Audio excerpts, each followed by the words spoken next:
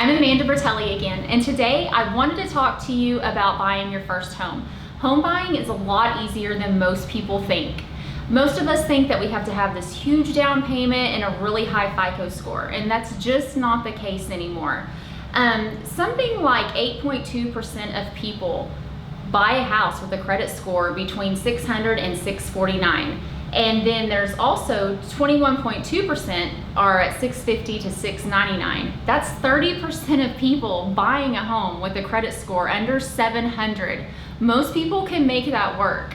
And then there's even the people that are at the credit score of 800. Only 13% of them are buying homes. So I mean, there's a pretty big difference, and there's room for play in there.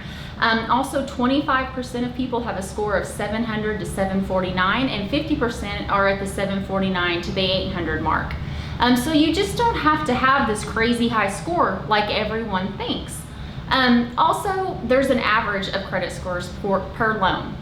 So the average conventional score is 754. The average FHA score is only 686, and the average VA score, which doesn't apply to you unless you're a veteran, is 708. So there's a big difference in there, and the reason being is that it's not that first-time home buyers have bad credit, they just really haven't had a chance to build it yet. So there's going to be a little bit of help from the Federal Housing Administration on your first home loan. There's only a 3.5% down payment. So once again, not a huge down payment and not a great big FICO score required.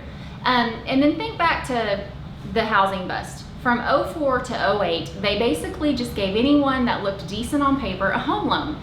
And what ended up happening? Those people really couldn't afford those homes, they couldn't make their payments, and the market busted. So it became very, very hard to get a loan from about 08 to 2011. Now since 11, it has started to relax again, and every year has become easier and easier and easier. Well, now we're in almost 2020, so it's just tapered down, drastically dropped. The housing market's nowhere near falling out again. It's doing the best it's done in a decade. So just like I said, it's not as difficult as everyone thinks it really is.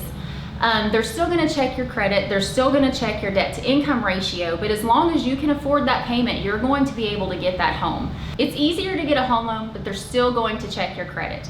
They're still going to make sure that you can actually afford it, that your debt to income ratio isn't off. They're going to ask for a lot of proof of income. They're going to check things over and over again. It's a little frustrating, but it's because they're federally regulated now. And that's great for our economy. So when you, and something I think people don't even realize is the mortgage interest write-off you get as a homeowner. It can be as much as $500 to $600 a month depending on where you live, how big your loan is, and that can add up to $7,000 to $8,000 a year on your taxes as a write-off. Now, I'm not a tax person, please call your tax person, but that is how a mortgage write-off works.